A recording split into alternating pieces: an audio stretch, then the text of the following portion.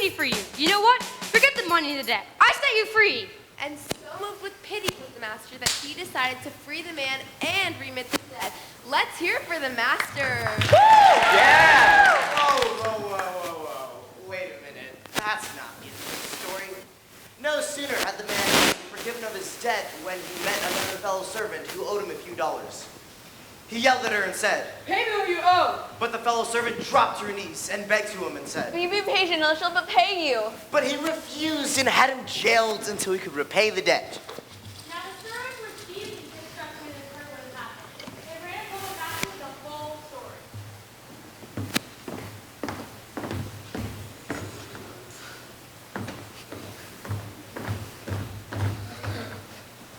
Master, the servant that you forgave Didn't forgive a fellow servant who owed him. What? Bring him to me.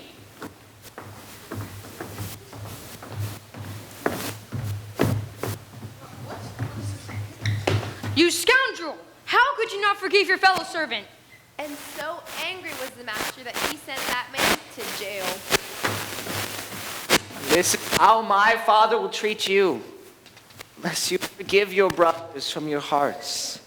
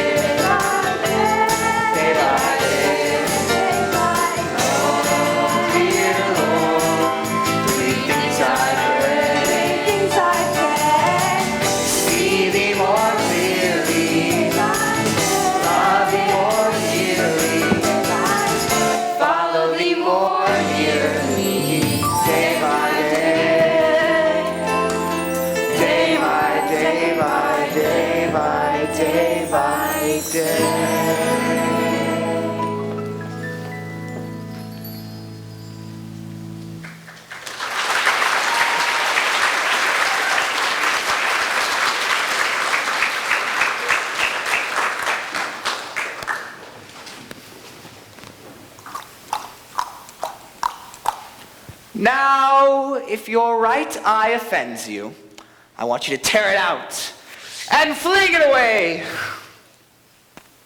This has to be the most ridiculous It is better for you to lose one part of your body than for the whole of it to be thrown into hell. Oh, but Master, what if your eye, just happens Why to... don't you get back there?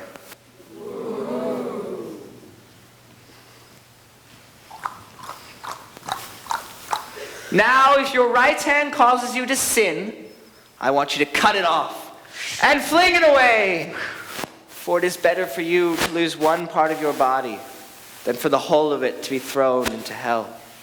Now, you heard what they were told, an eye for an eye, a tooth for the tooth. But what I tell you is this: never set yourself against a man who wrongs you, so that if he slaps you on your right cheek, you turn and give him your left. That is absolutely ridiculous. Slowly I turn, step by step, inch by inch.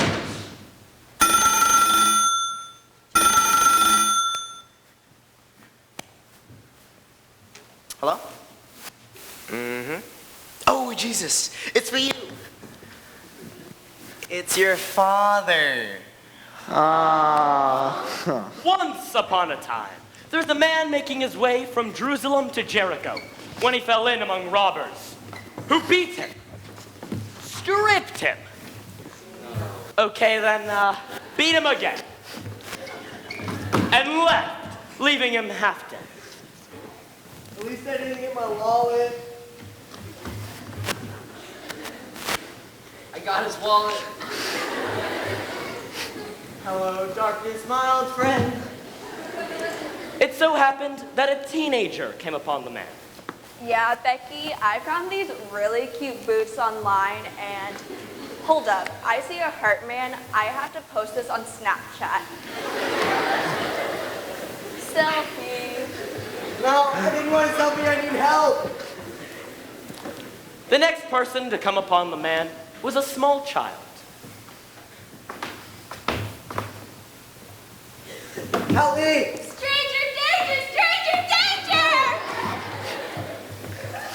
But then a man, a very old man, a very, very old man, I'm not that old, okay? a very old man was making his journey and came upon him and was moved with pity. Hi, son. Have you fallen and you can't get back up? Well, that's why you buy Life Alert. You press the button and you get some help. Life Alert speaking, how may I help you? Help me, I'm dying! Yeah, it looks like we have a situation down here on Bunker Hill and I-10. Can you send some help? Okay, please hold. Clean up on I-10 in Bunker Hill.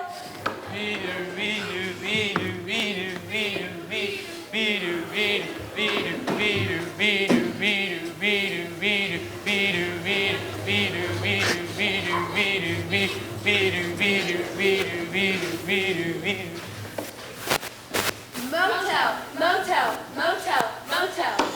Hi, here's a few coins for this young man. I'll be back tomorrow and pay you what I owe. Okay.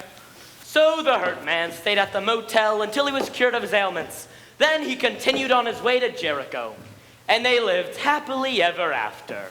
Yeah. No. This goes over here. Actually, I'm pretty sure it goes over here. Now, you heard what they were told. Love your neighbor, hate your enemy. But what I tell you is this: love your enemy, and pray for your persecutors. You can't mean... But I do. Only so can you be called children of your heavenly Father, who makes the sun rise and set on the good and bad alike.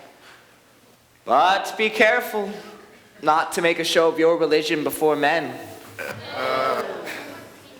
When you do some act of charity, don't announce it in the streets like heathens do. Don't announce it. No, when you do some act of charity, Do not let your right hand know what your left hand is doing.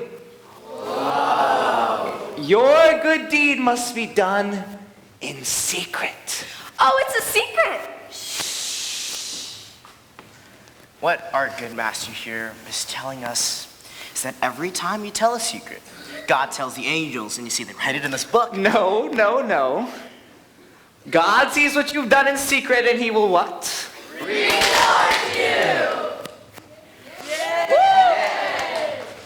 Once upon a time, there was a rich man who dressed in the finest purple linen, That's me.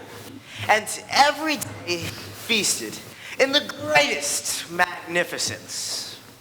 And at his gate lay a poor man named Lazarus, who would have been happy to satisfy his hunger from the scraps on the rich man's table. Oh, please, can you give me anything at all? Oh, this food is so good. Well, even the doggies would come down and lick his open, running sores. Oh. One day, the poor man died. Lights, fading, goodbye, cruel world. And was carried up to heaven by the angels.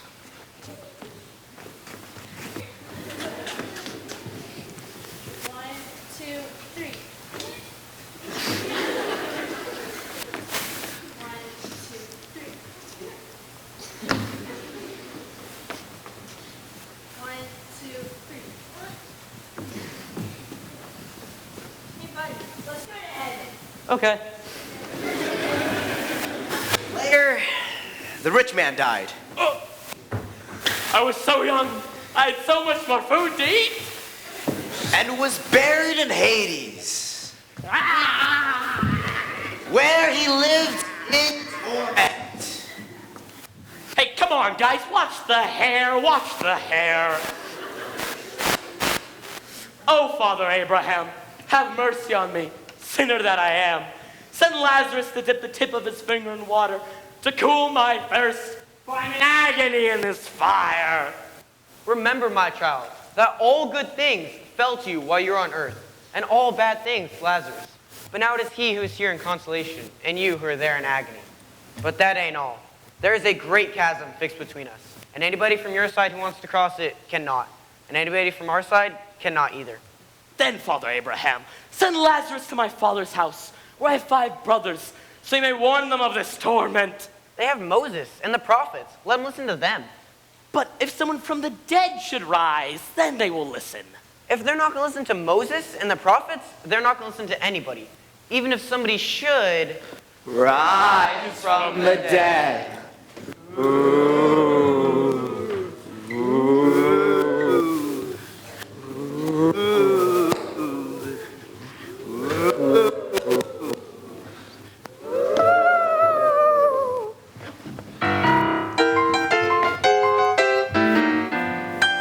I can see a swath of sinners standing yonder, and they're acting like a pack of fools.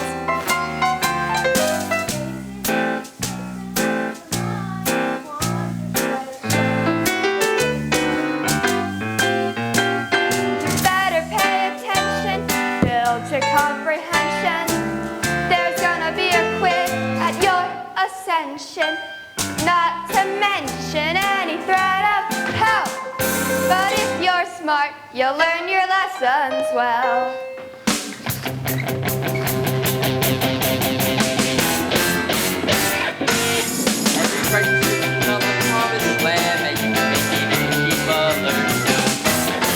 Knowing every law and every last commandment may not help you, but it couldn't hurt. First you gotta read 'em, then you gotta heed 'em. You never know when you're gonna need 'em. Just as old as life is said to Jezebel, you better start to learn your lessons well.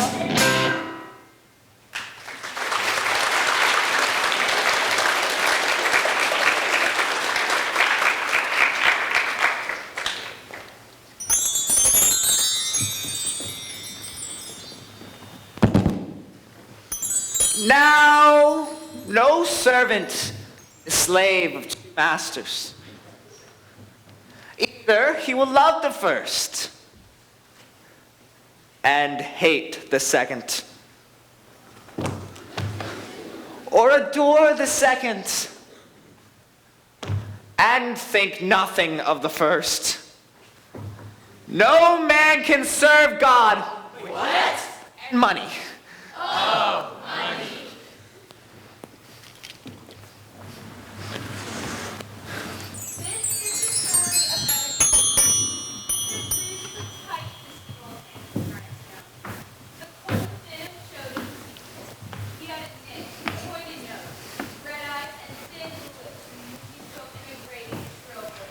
I love my money. And I get happiness solely from accumulating more money and counting it. Bob Prentice, bookkeeper of many years, sat beside him, working and freezing and working. Mr. Scrooge, sir, is it possible that you could throw a few more coals into the fire? No! External temperatures had no effect on Scrooge. Then the door opened. Merry Christmas, Uncle. Ah, humbug. Merry Christmas, a humbug, Uncle. Indeed, every idiot who goes around saying Merry Christmas should be boiled in his own pudding. Well, Uncle, I want you to come have dinner with us on Christmas Day. I won't. Sorry you feel that way, Uncle. Now, leave me put to my business. There's more money to be made, and I've wasted enough time talking to you. Well, Merry Christmas, Uncle. Bah, humbug. And to you, Mr. Cratchit. Thank you, sir. Then the door opened again. May I have the pleasure of addressing Mr. Scrooge? What do you want? In this festive season of the year, it is usually more than desirable that we take up the plight of the poor. Endeavoring, we are trying to raise some funds for some provisions. What should I put you down for, Mr. Scrooge? Nothing. Oh, so you want an anonymous contribution? I want to be left alone. Good day, madame. Then it came time to close the captain hour. Well, Cratchit, I suppose you'll be wanting tomorrow off to celebrate Christmas. No, it's not convenient. Pickpocketing a man for wages and no work? Very well. Be back early the next day and ready to work. So Scrooge went to his melancholy tavern. Melancholy, entertaining himself only with his family. While pressing home with his family to celebrate the holiday. For his child crippled and cold said the blessing before dinner. God bless us, everyone! Oh, that's the spirit, Sonny. Scrooge had a terrible fright. Ghosts came to him all through the night. Scrooge, you fool! Tonight you must surrender your life. You have made your money. Who will get it now? I promise to change. I'll start now. Cratchit! Bob, Cratchit! Praise in another day's off. Here's money for your children. Money for the ball. Thank you, sir. Nephew, I'm coming home for dinner. Yay! So Scrooge was given a second